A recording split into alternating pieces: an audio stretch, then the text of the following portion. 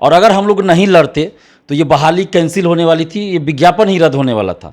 2020 में इस बहाली को कैंसिल किया जाना था, पूरी प्लानिंग थी सरकार की, बने पूरा बहाली ही रद्द कर दिया जाता। और इसमें नीतीश कुमार ये चाहते थे कि ये बहाली जीतन राम मांझी के समय में आया था, तो ये चाह रहे थे कि 13,120 सीट है, बहुत ज़्यादा सीट होता है, तो इस बहाली को किसी बहाने हम रद्द कर दे और अपने कार्यकाल में निकाले वैकेंसी और दिखाए कि मेगा वैकेंसी नीतीश कुमार ने निकाला। कैसे कर लेते हैं आप, क्योंकि आप नौकरी के लिए आप खुद उसमें एग्जाम में तो थे नहीं, फिर भी दूसरों के लिए लड़ना काम धाम छोड़कर कैसे हो जाता है? तो आप भी जानते हैं कि शादी के बाद आदमी पे कितना दबाव आता है सब कुछ का। तो ऐसा तो है, ज़रूर है कि मेरे ऊपर बहुत प्रेशर रहता है, फैमिली का भी, ससुराल की तरफ से भी और अगल बगल के लोगों की तरफ से भी बहुत रहता है प्रेशर कि ये सब करने से क्या है, क्यों कर रहे हैं दूसरे के लिए, अपना देखिए। लेकिन फिर भी पता नहीं ऐसा क्या मेरे अंदर हो गया है कि मैं इस चीज़ से अब हट नहीं सकता हूँ।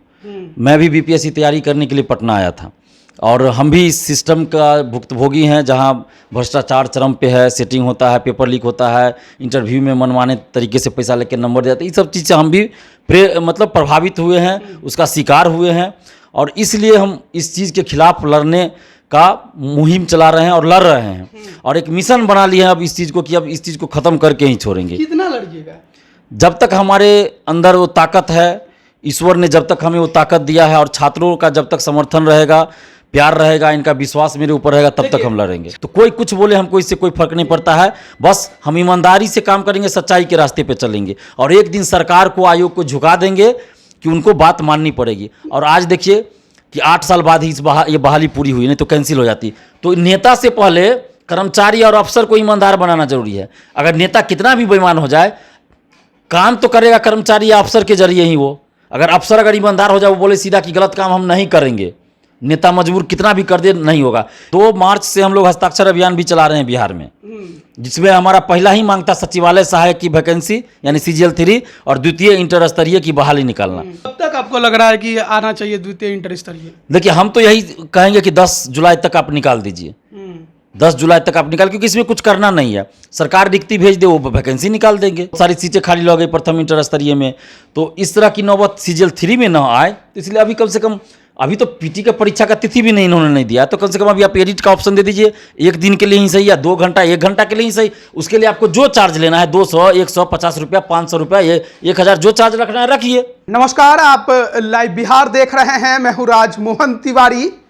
बिहार SSC प्रथम इंटर स्तरीय 13,120 पदों की बहाली आखिरकार 8 वर्षों के बाद पूरी हुई। एक लंबी लड़ाई छात्रों को और छात्र नेताओं को लड़ना पड़ा।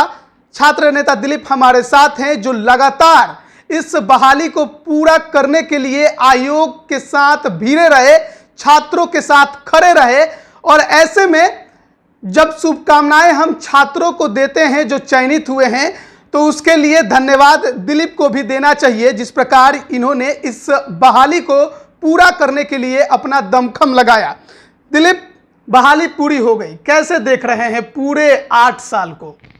देखिए, पूरा 8 साल का जो ये समय रहा वो काफ़ी, समझिए तो एक तरह से कष्टदायक रहा, अभ्यर्थियों के लिए और मेरे लिए भी, दोनों के लिए कष्टदायक रहा। बहुत इसमें मानसिक रूप से भी प्रताड़ित होना पड़ा, हमें भी, छात्रों को भी, क्योंकि बार बार हमें प्रशासन के द्वारा भी प्रताड़ित किया गया, आयोग के द्वारा भी एक तरह से समझिए ऐसा नोटिस जारी किया गया बीच बीच में।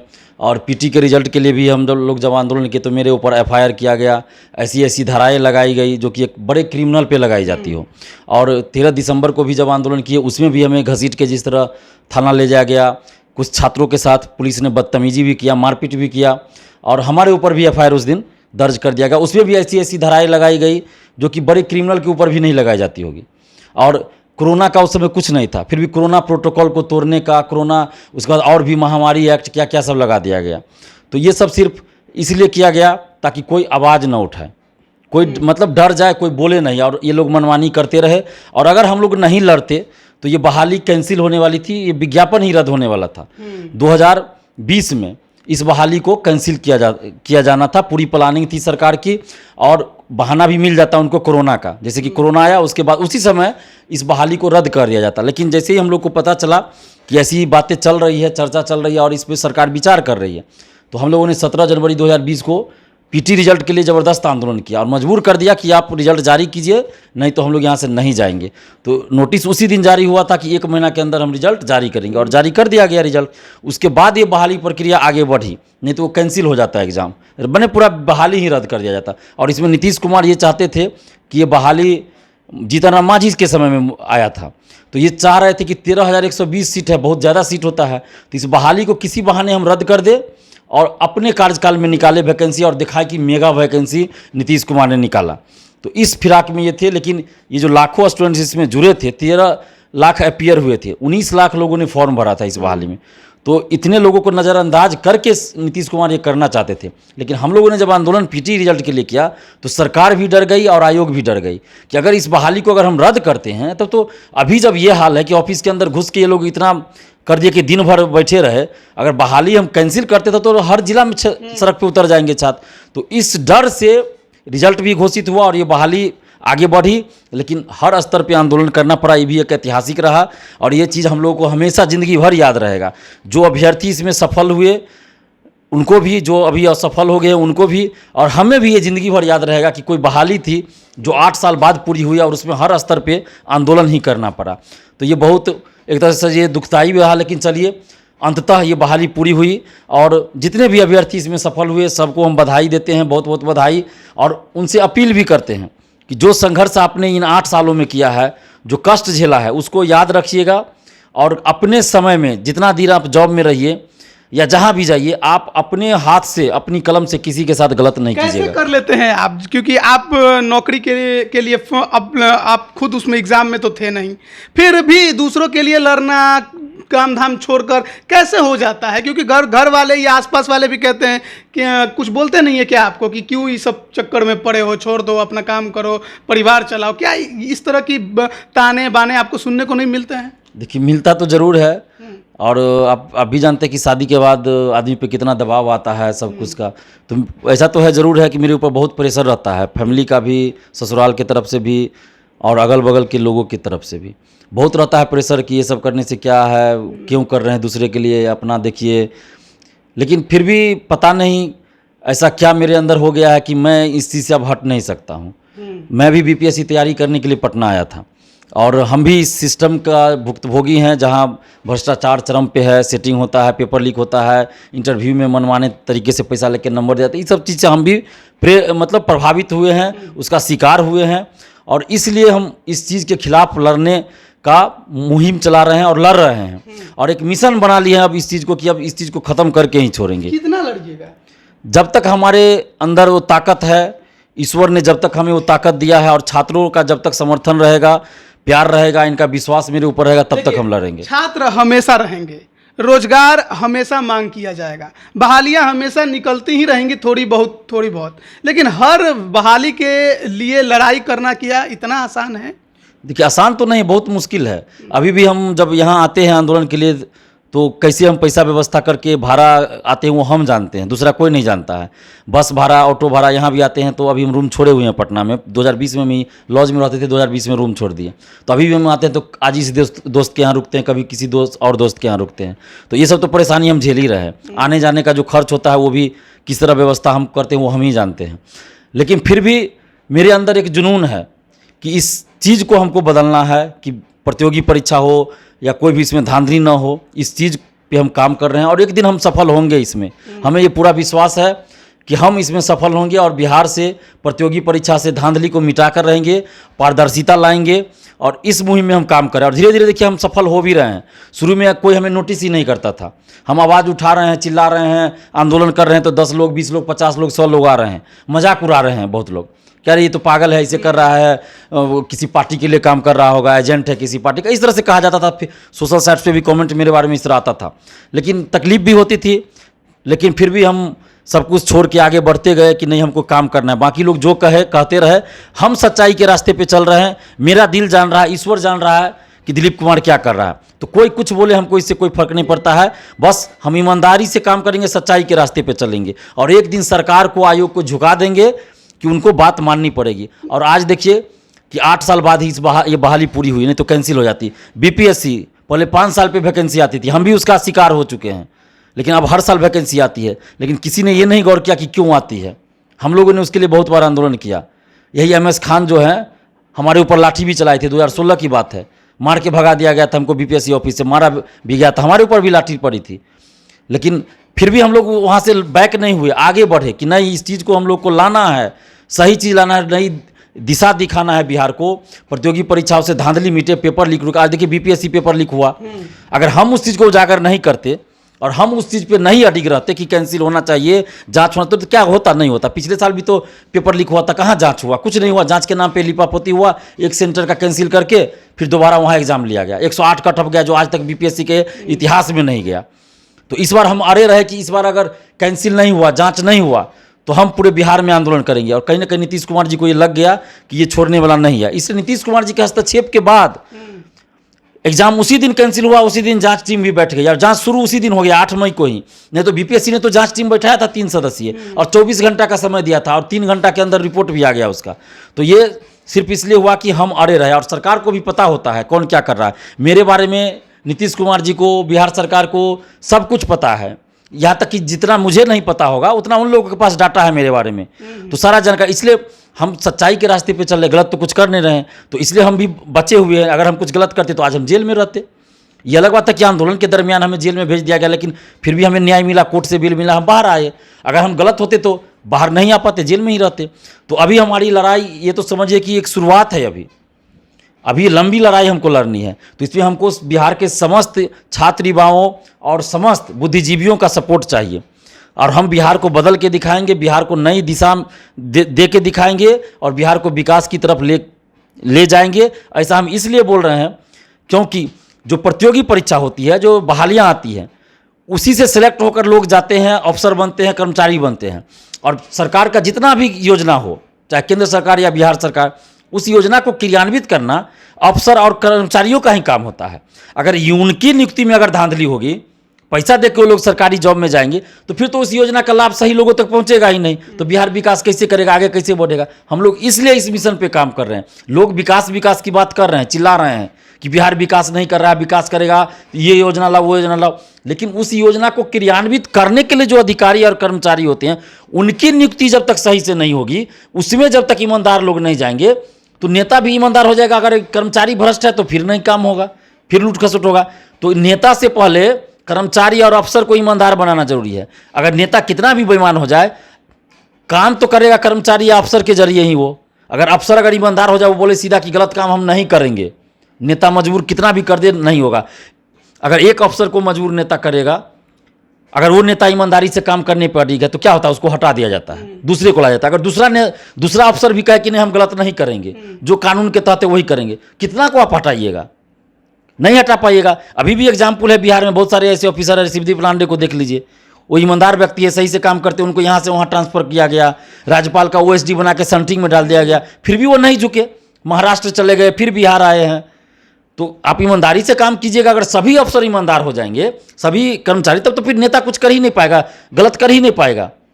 लेकिन यहाँ क्या होता है कि अफसर कर्मचारी नेताओं की चमचागिरी में लग जाते हैं कि हमारा प्रमोशन कर लेंगे फलना बाबू, तो फलना मंत्री हमारा प्रमोशन कर देंगे, तो मनचाहा पोस्टिंग हो जाएगी हमारी, तो उसके लिए चमचागिरी करने लगते हैं। प्रथम इंटर स्तरीय तो खत्म हो गया, लेकिन पिछले 8 सालों से द्वितीय इंटर स्तरीय बहाली नहीं आई है, तो क्या इसके लिए जोर लगाएंगे?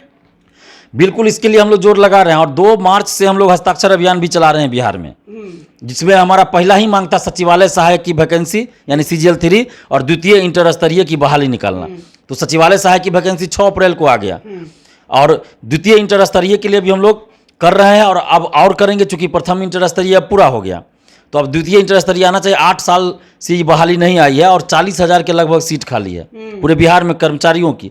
ये 13,120 बताइए कि 2013 तक की वैकेंसी थी और 14 में आई थी, और 13 से लेकर अभी तक जितना खाली हुआ तो लगभग 40,000 सीट खाली है। तो उन पदों पे बहाली सरकार जल्द निकाले, रिक्तियाँ भेजे BSSC को और BSSC जल्द निकाले, इसके लिए हम लोग मुहिम चला रहे हैं। और कल से ही हमने सोशल साइट्स के माध्यम से शुरुआत कर दिया है इस चीज़ का, कल रात से ही, और आगे हम लोग और करेंगे और ज़रूरत पड़ी तो आंदोलन भी करेंगे। लेकिन अभी फिलहाल हम लोग सोशल साइट्स के माध्यम से ही एक माहौल बना रहे हैं और सरकार पे दबाव बना रहे हैं। कब तक आपको लग रहा है कि आना चाहिए द्वितीय इंटर स्तरीय? देखिए, हम तो यही कहेंगे कि 10 जुलाई तक आप निकाल दीजिए, 10 जुलाई तक आप निकाल, क्योंकि इसमें कुछ करना नहीं है, सरकार रिक्ति भेज दे, वो वैकेंसी निकाल देंगे, इसमें क्या दिक्कत है। लेकिन अगर ऐसा नहीं किया जाता है 10 जुलाई तक, तो हम 10 जुलाई के बाद हम लोग आंदोलन करने पे विचार करेंगे निश्चित रूप से कि द्वितीय इंटर स्तरीय की वैकेंसी निकाली जाए। सचिवालय सहायक की बहाली निकली है, उसमें कुछ बातें निकल कर सामने आ रही हैं। एक एडिट ऑप्शन को लेकर भी अभ्यर्थी थोड़े परेशान हैं। कितना जरूरी है एडिट ऑप्शन?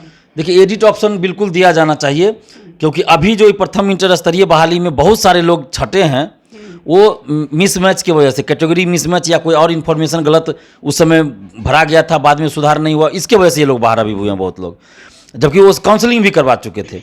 और एडिट का ऑप्शन अन्य सभी जगह दिया जाता है, चाहे यूपीएससी हो, अदर स्टेट में हो, या बिहार में ही बीपीएससी अभी 67वीं का जो फॉर्म भराया था, या और भी जो वैकेंसी जाती है सब में एडिट का ऑप्शन दिया जाता है। मैट्रिक इंटर सब में दिया जाता है, यहाँ तक कि बीएसएससी ने भी जो पहले बहाली निकाली थी कुछ बहालियाँ, उसमें भी एडिट का ऑप्शन दिया था।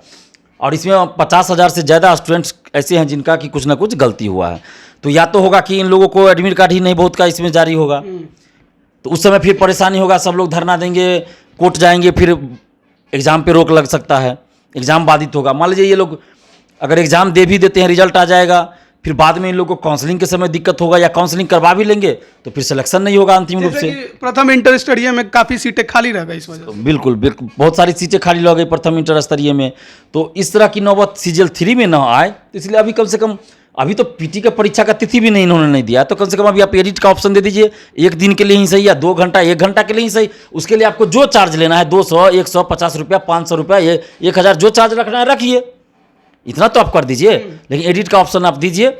ये हजारों स्टूडेंट्स का भविष्य का सवाल है, क्योंकि 8 साल ये बहाली आई है, और हर जगह जब एडिट का ऑप्शन दिया जाता है तो यहाँ क्यों नहीं दीजिएगा। सेकंड लिस्ट को लेकर कई अभ्यर्थी लगातार कमेंट कर रहे हैं, हमें फ़ोन भी कर रहे हैं कि सेकंड लिस्ट जारी होनी चाहिए, लेकिन आयोग ने सीधे सीधे नोटिफिकेशन जो उसने जारी की उसमें बताया कि 177 लोग हैं जिन्हें हम काउंसलिंग के लिए दोबारा बुला सकते हैं, इससे अधिक को नहीं बुलाया जा सकता है। देखिए, ये तो गलत बात है, बीएसएससी को ऐसा नहीं करना चाहिए। हम लोग पहले से कहते आ रहे हैं कि आप 13,120 सीट पे बहाली आई है, तो अब 13,120 पे बहाली पूरा कीजिए। आप जो अभी 1722 का जो दिए हैं कि एक तरह से ये लोग मेरिट में बाहर हुए, माने अयोग्य हैं, मार्क्स उतना नहीं है, कट ऑफ इतना नहीं आया, तो फिर आप कट ऑफ नीचे भी तो कीजिएगा ना, सीट्स भरना है आपको तो कट ऑफ तो नीचे जाएगा, ऐसा तो नहीं कि नहीं जाएगा।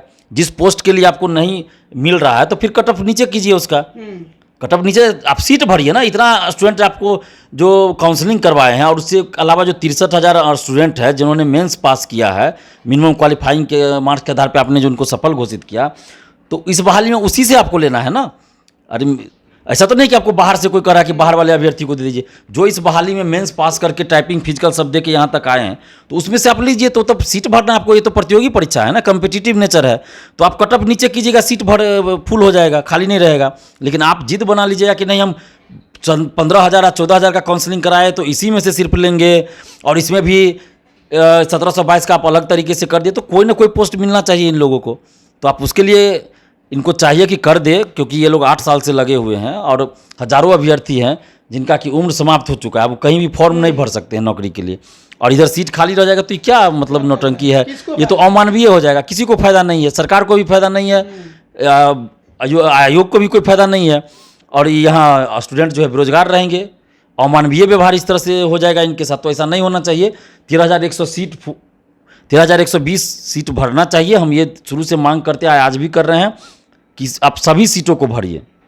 आखिरी बार अगर स्टूडेंट से कुछ कहना हो तो क्या कहेंगे? देखिए, स्टूडेंट से हम यही कहना चाहेंगे कि जो असफल हुए हैं इसमें, उनके साथ भी हम खड़े हैं। अगर आपको लगता है कि आपके साथ कहीं गड़बड़ी की गई है, तो आप निश्चित रूप से सामने आइए, हम आपके साथ हैं, और आयोग, सबसे पहले आयोग को शिकायत कीजिए, इस बारे में सूचना दीजिए कि आपके साथ क्या गलत हुआ है। अगर आपको नहीं पता चल रहा है कि क्या गड़बड़ी हुई या किसी कारण रिजल्ट नहीं आया, तो आयोग को एक आवेदन दीजिए, और दूसरा काम कीजिए कि आप आरटीआई लगाइए, जानकारी मांगिए कि आपका इसमें क्यों नहीं रिजल्ट दिया गया है, जबकि काउंसलिंग आप करवा चुके हैं।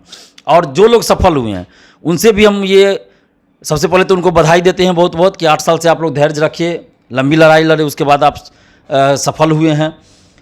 और अपील करेंगे कि आप जहाँ भी जाइए ईमानदारी से काम कीजिए, लूट खसोट में मत रहिएगा, और आपके ईमानदारी के बीच में, ईमानदारी पूर्वक आप काम करें, उस बीच में अगर कोई बाधक बने, चाहे कितना बड़ा से बड़ा नेता, अफसर, मंत्री क्यों ना हो, बड़ा से बड़ा कोई क्यों ना हो, अगर आपको मजबूर करे कि आप रिश्वतखोरी कीजिए या कुछ कीजिए, गलत काम कीजिए, आपको ईमानदारी से काम करने में रोके तो आप उस समय दिलीप कुमार को याद जरूर कीजिएगा। दिलीप कुमार वहाँ भी आपके लिए लड़ने के लिए तैयार है, वहाँ भी आके लड़ेंगे, लेकिन आप लोग ईमानदारी से काम कीजिएगा और बिहार को एक नई दिशा दीजिए, बिहार को विकास की ओर ले जाइए।